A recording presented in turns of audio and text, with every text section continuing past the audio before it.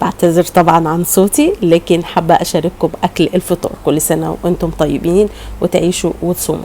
النهاردة هنعمل وصفة حلوة جدا جدا. هنعمل رز زي بتاع المحلات اللي هو الملون اللي كل ولادنا بيتجننوا عليه، وعايزين ناكل رز من الشارع اللي هو الملون ده، وبنجيب الطبق برقم يعني معدي 100 جنيه.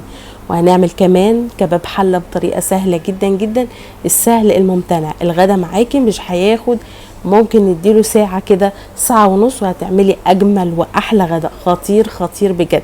تابعي معايا الوصفة للآخر وبإذن ربنا تطلع معاكي أحلى من ما أنا عاملاه. أول حاجة بنجيب كمية اللحمة اللي تحبوها، قطعية اللحمة اللي تحبوها. أنا شخصيا مستخدمة كيلو من اللحم. جبت كيلو اللحمة قطعته حتت صغنونة جدا، يعني قطعوه على قد ما تقدروا، حتت صغنونة جدا.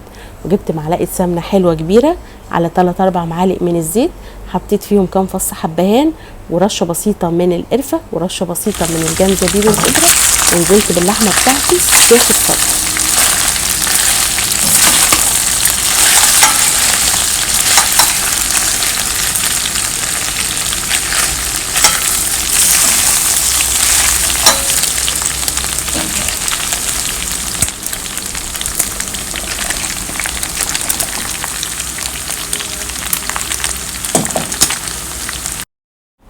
وبعد كده بكون مقطعه بصل شرايح او جوليان زي ما بتسموه، تكون رفيعه مش كبيره، وفلفل حامي او بارد زي ما تحبوا. كميه البصل براحتك، حابه تقطعي 5 بصلات 6 بصلات 10 بصلات، قطعي براحتك جدا. ونحط الكلام ده كله ونغطي الحله بتاعتنا.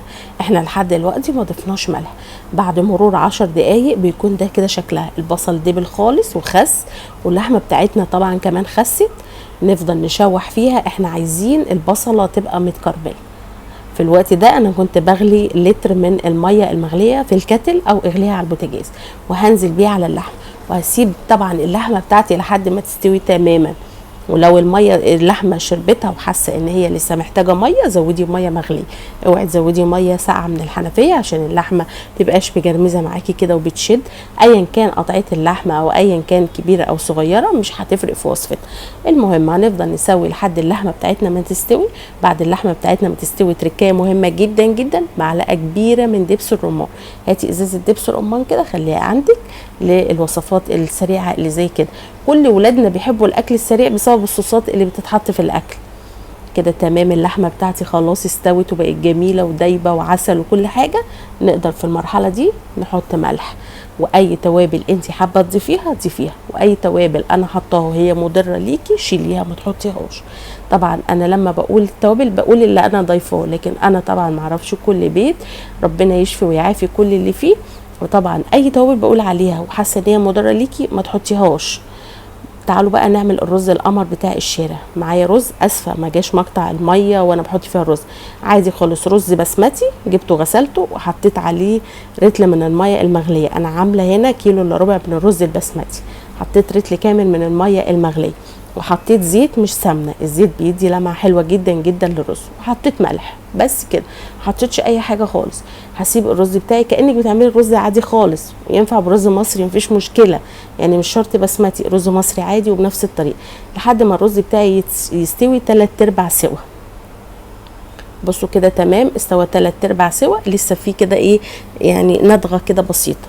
نيجي بقى الوان طبيعيه من اللي هي بنستخدمها في الطعام. الفنجان ده فيه معلقه واحده من الميه على لون اصفر ودوبتهم. الوان دي الوان غذائيه ومصرح بيها من وزاره الصحه، يعني هي مش ضاره لينا. دي بودره زعفران وبتتباع عند العطار، تقدري تجيبي ب10 جنيه ب20 جنيه تخليها عندك. جبت برده معلقه ميه واحده بس وحطيت عليها سنه من بودره الزعفران، بدعبس كده في المطبخ لقيت لون احمر، رحت برده جايبه معلقه واحده من الميه وحطيت عليها نقطه من اللون الاحمر وقلبتهم ودلقت على الرز وغطيته لحد ما استوى تماما. بعد ما يستوي بقى ببتدي اقلب، اجيب اللي تحت فوق واللي فوق تحت، ويبتدي زي ما انت شايفه كده تلاقي رزايه صفرة، رزايه حمراء، رزايه نص ونص، رزايه بيضه. الولاد بيفرحوا بيه جدا جدا. يعني انا عندي ولادي في البيت بصراحه فرحوا بيه جدا. تقدري طبعا تحطيه كده جنب وتاخدي من كباب الحله وتاكله، وتقدري تعملي سلطه. طبعا كلوه بالطريقه اللي تحبوها. وادي كده طبقنا بالف هنا وشفا. يا رب يكون عجبكم، يا رب تكونوا قدرتوا تستفادوا مني ولو بمعلومه صغنونه قد كده. لو حسيتوا ان انتوا قدرتوا تستفادوا مني اعملوا لايك للفيديو وشير كتير كتير. شيروا الفيديو مع اصدقائكم وقرايبكم ومعارفكم علشان يعني الوصفة تنتشر وكل الناس طبعا تستفيد. يعني زي ما انا استفدت خلي غيري يستفيد. وطبعا كالعادة ما تنسوش تطبقوا وصفاتكم وتبعتوها لي على البيج بتاعتي على الفيسبوك باسم بيت العيلة واكلات نرمين. شيء بيفرحني جدا جدا وبيخليني قادرة اكمل، وبحس ان مش الوقت اللي انتوا بتضيعوه تتفرجوا عليا فيه على النت، والنت ده بفلوس، ان ضاع كده هدر. لا، انتوا استفدتوا. فطبعا ده شيء بيخليني مبسوطه. لما بيجي لي تعليق يا نرمين عملنا اكلتك وطلعت جميله وعجبت الولاد، ببقى مبسوطه جدا جدا. فما تبخلوش عليا بتشير فيديوهاتكم على البيج بتاعتي على الفيسبوك باسم بيت العيله واكلات نرمين. واشوفكم في اكله جديده على خير، وباي باي يا اصحابي الحلوين.